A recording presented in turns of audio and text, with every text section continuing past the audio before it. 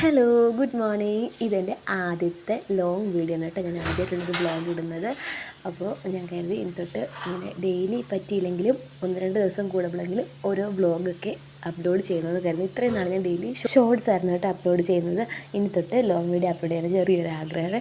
അപ്പോൾ ആദ്യമായിട്ടാണ് എൻ്റെ വീഡിയോ കാണുന്നതെങ്കിൽ എല്ലാവരും സബ്സ്ക്രൈബ് ചെയ്യണം. അപ്പോൾ ഇന്ന് ഞാനൊരു 6:30 ആകുമ്പോൾ എഴുന്നേക്കും കേട്ടോ. കുഞ്ഞിന് അംഗനവാടി പോകുന്ന ടൈമിലെടുത്ത വീഡിയോ ആണിത്. അപ്പോൾ ഒരു 6:30 ആകുമ്പോൾ എഴുന്നേക്കും. വീട്ടിലേക്ക് ഞാൻ ആദ്യം ചെയ്യുന്നത് കടലക്കറിയോ സാമ്പാറോ വല്ലതുമാണ് രാവിലത്തെ കാപ്പിയിൽ പ്ലാൻ ചെയ്തിട്ടുണ്ടെങ്കിൽ ആദ്യമേ അത് കുക്കറിലാകും കേട്ടോ. ഇന്ന് കടലക്കറിയാണ്, അതുകൊണ്ട് കടലയൊക്കെ എടുത്ത് നേരത്തെ കുക്കറിലങ്ങ് വേവിക്കാൻ വയ്ക്കും. എന്നിട്ട് ഫ്രിഡ്ജിൽ നിന്ന് മാവ് എടുത്ത് വെച്ചിട്ടുണ്ടായിരുന്നു. ആ മാവ് ഉപ്പിട്ട് കലക്കിയിട്ടങ്ങ് മാറ്റി വയ്ക്കും. അതാകുമ്പോൾ തണുപ്പൊക്കെ മാറിയിരിക്കുമല്ലോ. എന്നിട്ട് ഞാനെങ്കിൽ കുറച്ച് നേരം വെള്ളമൊക്കെ കുടിച്ചിരുന്നു. എന്നിട്ട് കരുതി കുഞ്ഞ് എഴുന്നേറ്റിട്ടില്ല, എന്നാൽ പിന്നെ ഉച്ചക്കത്തേക്കുള്ള കറിക്കൊക്കെയുള്ള സംഭവങ്ങളൊക്കെ അരിഞ്ഞ് വെക്കാമെന്ന് കരുതി ഞാൻ ഇന്നലെയാണ് പച്ചക്കറി മേടിച്ചിട്ട് വന്നത്. അപ്പം അവിയലിനൊക്കെയുള്ള തട്ടിക്കൂട്ടാനൊക്കെയുള്ള കാര്യങ്ങളൊക്കെ ഉണ്ടായതുകൊണ്ട് ഇന്ന് എന്നാൽ അവിയൽ വെക്കാമെന്ന് കരുതി കേട്ടോ. ഒത്തിരി നാളായിരുന്നു ഞാൻ അവിയൽ കഴിച്ചിട്ട്. എനിക്ക് ഈ ചേമ്പും മുരിങ്ങക്കോലും പിന്നെ നമ്മുടെ ഏത്തക്കായും ഉണ്ടല്ലോ, അതൊക്കെ കൂട്ടിയിട്ട് അവിയൽ വയ്ക്കുന്നതാണ് ഏറ്റവും ഇഷ്ടം. അത് എന്തൊരു പ്രത്യേക ടേസ്റ്റ്, ഇങ്ങനെ കുഴഞ്ഞിരിക്കുന്നൊരു രുചി, അതെനിക്ക് ഭയങ്കര ഇഷ്ടമാണ്. എൻ്റെ അമ്മയും വെക്കണ അവിയൽ എനിക്ക് ഇഷ്ടമല്ല, അതായത് സരസമ്മയും വെക്കണ അവിയൽ എനിക്ക് ഇഷ്ടമല്ല, കുമാരിയമ്മയും വെക്കണ അവിയലിനോട് വലിയ താല്പര്യമില്ല കേട്ടോ. എനിക്ക് 2 പേരുടെ അവിയലിനോട് അവരിങ്ങനെ വെള്ളം കൂട്ടാക്കും അവിയൽ, എനിക്കില്ല കുഴഞ്ഞിരിക്കണം, അതുമാതിരി ഇരിക്കുന്ന അവിയലാണ് ഇഷ്ടം. പിന്നെ ചേമ്പിൻ്റെ ടേസ്റ്റാണ് ഒന്നുകൂടെ ഏറ്റവും ഇഷ്ടം. ഇങ്ങനെ അവിയലിനൊക്കെ കഷ്ണം നീളത്തിലിങ്ങനെ അരിഞ്ഞുകൊണ്ടിരുന്ന സമയത്ത് റൂമിൽ നിന്ന് അലാറം ഒക്കെ ഇട്ടു കേട്ടോ. എൻ്റെ മോനാണേ അമ്മോ എന്ന് തുടങ്ങി. ചില ദിവസങ്ങളിൽ അവൻ നല്ല മൂടാണെങ്കിൽ എണീറ്റ് എൻ്റെ അടുത്ത് വന്ന് ഓടി വന്ന് പുറകെ വന്ന് കെട്ടിപ്പിടിക്കും. ഇല്ലെങ്കിൽ അല്ലാത്ത ചില ഇങ്ങനെയുള്ള ദിവസങ്ങളിൽ അവിടെ നിന്ന് എനിക്ക് അലാറം മുഴക്കും. അപ്പം നമ്മൾ അങ്ങോട്ട് ചെല്ലണം. നമ്മൾ കുറച്ച് നേരം ആയാലും ഗുഡ് മോർണിംഗ് ഒക്കെ പറഞ്ഞ് ഇങ്ങനെ ഇരുന്ന് കേട്ടോ. I love you. പുള്ളിക്ക് ഭയങ്കര ഇഷ്ടമാണ് കേട്ടോ അയാളെ ഇങ്ങനെ പാമ്പർ ചെയ്യുന്നത്.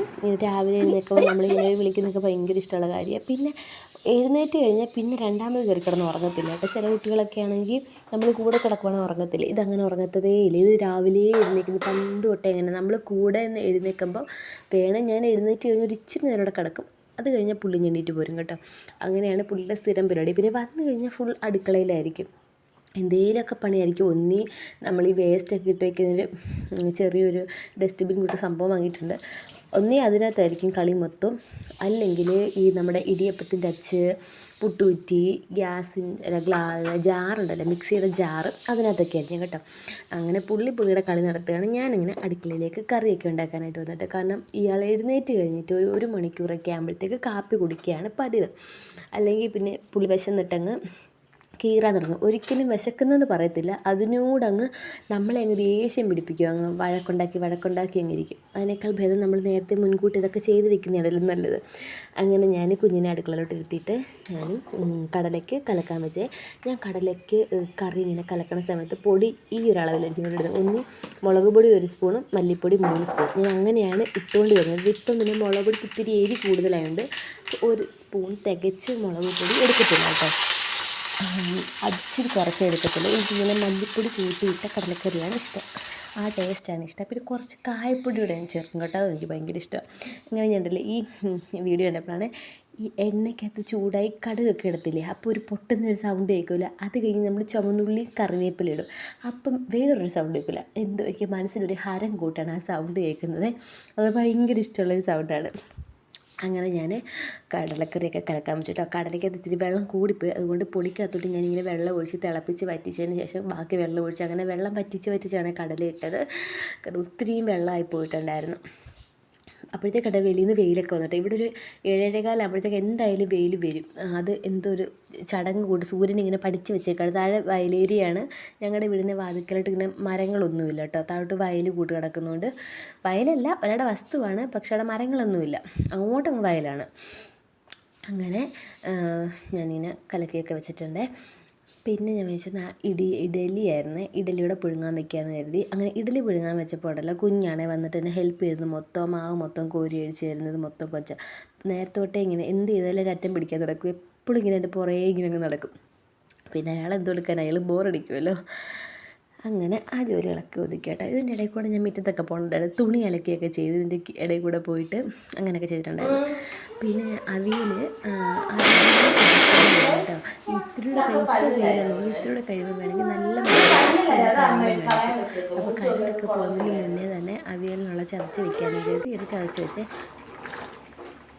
ഞാൻ എന്ത് ചെയ്താലും എൻ്റെ കീഴിൽ നിൽക്കുമെന്ന് ഞാൻ പറഞ്ഞില്ല. ഇങ്ങനെ സംശയം കേട്ടോ, ഭയങ്കര സംശയമാണ്. എന്നുവെച്ചാൽ നമുക്ക് പോലും ലാസ്റ്റ് ആൻസർ കൊടുക്കാൻ പറ്റില്ല, മാതിരി സംശയങ്ങളാണ് പുള്ളിയുടെ വായിൽ നിന്ന് വീണുകൊണ്ടിരിക്കുന്നത്. അങ്ങനെ അവിയലിനൊക്കെ ചതച്ച് മാറ്റിച്ചിട്ട് ഞാനും കുഞ്ഞൂടെ കഴിക്കാൻ പോയി കേട്ടോ. അപ്പോൾ കഴിക്കാനിരുന്ന് കഴിഞ്ഞപ്പോൾ അവന് എൻ്റെ പ്ലേറ്റ് വേണം, പുള്ളിയുടെ പ്ലേറ്റിൽ വേണ്ട.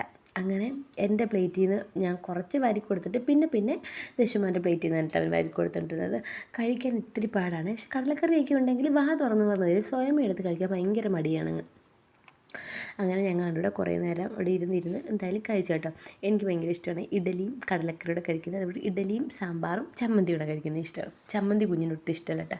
അതുപോലെ കടലയൊക്കെ ആകുമ്പോൾ പുള്ളിയുടെ ഫേവറേറ്റ് സംഭവമാണ്. ഇവിടെ അല്ലെങ്കിൽ ഡെയിലി ഒന്നും കടല കാണും, അല്ലെങ്കിൽ സാമ്പാർ കാണും, അല്ലെങ്കിൽ പയറ് കറി കാണും. ഇത് മൂന്നും കൊച്ചിനോട് ഇഷ്ടമായതുകൊണ്ട് അത് വെച്ചിരിക്കും കേട്ടോ. പിന്നെ ഞങ്ങൾ കഴിച്ചിട്ടൊക്കെ വന്ന് കുറച്ച് നേരം ഇരുന്നതിന് ശേഷം മങ്കടയായിരുന്നു എൻ്റെ ഉച്ചക്കത്തേക്കുള്ള. അത് ഞാൻ വെട്ടാൻ പോയി കേട്ടോ. വെട്ടുന്നതിന് മുന്നേ തന്നെ അവിയലിൻ്റെ കഷ്ണങ്ങളൊക്കെ എടുത്ത് അടപ്പത്ത് വേവിക്കാൻ വെച്ചിട്ടായിരുന്നേ പോയത്. അതാകുമ്പോൾ മീൻ വെട്ടിയിട്ട് വരുമ്പോഴത്തേക്ക് അതിൻ്റെ കഷ്ണങ്ങളൊക്കെ വെന്തിരിക്കുമല്ലോ, അപ്പോൾ എനിക്ക് അങ്ങ് അരപ്പ് ചേർത്താൽ മതി. അങ്ങനെ മീനൊക്കെ വെട്ടിയിട്ട് വന്നിട്ട് ഞാൻ തേങ്ങ അരച്ച് വെച്ചത് അവിയലിനകത്തോട് ചേർത്ത് വെള്ളം വറ്റിയിട്ട് കുഴഞ്ഞിരിക്കുന്ന അവിയലാണ് ഇഷ്ടം. അങ്ങനെ അവിയലും റെഡിയാക്കി പച്ചവെളിച്ചെണ്ണയൊക്കെ വെളിച്ചെണ്ണയൊക്കെ സെറ്റാക്കി വെച്ചിട്ടുണ്ട്. പിന്നെയാണ് മീൻ അതേപോലെ കടു പൊട്ടിക്കഴിഞ്ഞിട്ട് ഉള്ളിയും കറിവേപ്പില ഇടുന്നത് നല്ലത്. എനിക്ക് മീൻ വറക്കാൻ നേരം തിളച്ചെണ്ണയിലിട്ട് മീൻ വാരികൊണ്ടുള്ള സൗണ്ട് അത് എനിക്ക് ഭയങ്കര ഹരമാണ്, എനിക്ക് ഭയങ്കര ഇഷ്ടമാണ് സൗണ്ട്. അങ്ങനെ മീനൊക്കെ പറക്കിട്ട് കൊച്ചു കിടന്ന് പോകുന്നു കേട്ടോ. ഭയങ്കര ഇൻട്രസ്റ്റിംഗ് ഈ സൗണ്ട്. അവന് കൂടെ കിടന്ന് അലക്കിയായിരുന്നു, ടോ എന്നൊക്കെ പറയുന്നുണ്ടായിരുന്നു. അങ്ങനെ കുറച്ച് കറിവേപ്പിലയൊക്കെ തൂക്കി മീൻ വറക്കാനും വെച്ചിട്ടുണ്ട്.